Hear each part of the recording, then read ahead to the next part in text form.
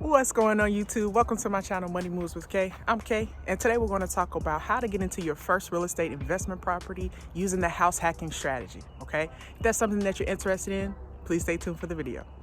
All right, so how I break this video down is to discuss what house hacking is, why you should consider house hacking as your strategy to enter the real estate market, and how to get started. So what is house hacking? House hacking is basically using your home in order to generate income. That can be in multiple forms, right? So you can use a spare room and rent it out on Airbnb, or just rent it out to a roommate, generate income. You can use a guest house to generate income, a basement to generate income, or even buy a multi-unit from 2 to 4 units in which you use that rental income to live for free.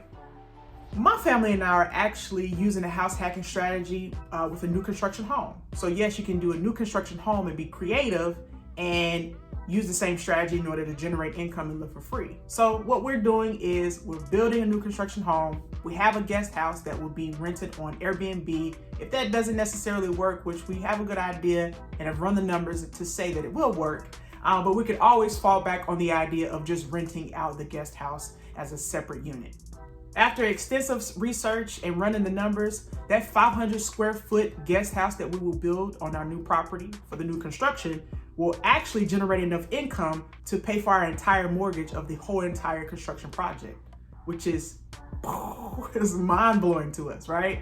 So these are some tips, or that's one way you could do the house hacking strategy. It's creative, and you're not necessarily trying to find a deal, you're creating one. So we're super excited about the deal and can't wait to begin. But I want to encourage you that you can also be this creative, especially if you have little money down to kind of get started. So this brings up the question of why you should even consider house hacking. So a couple of reasons why I think this is one of the easiest and most affordable way to get into the real estate industry via trying to collect some of these real estate investment properties is because you are paying down the principal. Other tenants are paying down the principal of your mortgage, and you're building equity. Also, there's tons of tax deductions and tax benefits from having this property and being a landlord. Speaking of landlord, it gives you an opportunity to get some practice and experience of being a landlord. The idea of owning a real estate investment property sounds amazing, but you don't necessarily know if you would like to be a landlord or not until you are a landlord. So you have to kind of get that practice, and house hacking allows you to do that and get the practice firsthand. Another thing to consider is that you will be able to enter the real estate investment market at a lower down payment. So by getting an FHA, a conventional, or VA, in our particular case, we're using a VA loan, but getting one of these loans allows you to have a lower down payment, if at all, with the VA. But FHA and conventional loans allow you to have a lower down payment if you occupy the property. So that's a part of the rule. If you are living in the property, you have to occupy the property for at least about 1 year, and then you can kind of move on and honestly repeat the process. There are some other stipulations with FHA loans, such as you have to build at least 25% equity in order to use the FHA loan again, or to do that process over. If you are interested in different funding and how to get this started and the difference between USDA, VA, FHA, and conventional, other type of loan lending or funding, please comment below that you're interested. If you've received any type of value from the video, go ahead and like, comment, share, and subscribe to the channel. It allows me in this video to get out to a wider audience so that everybody can be lifelong learners and we can get through the process together. All right, thank you so much. Without further ado, let's get back to the video. So you may be saying to yourself, well, you discuss a ton of information, but how do I actually even start with the house hacking process? So let's get into that.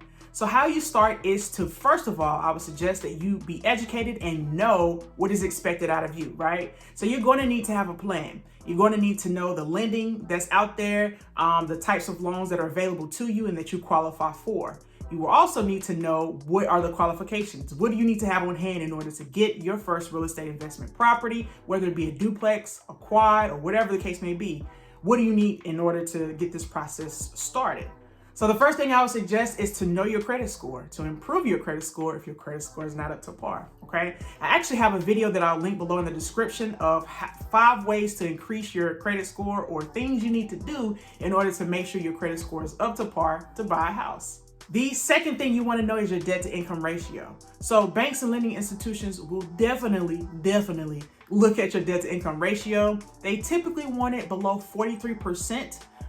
But if it's below 40%, that's even better, right? So in this particular scenario, the lower the better.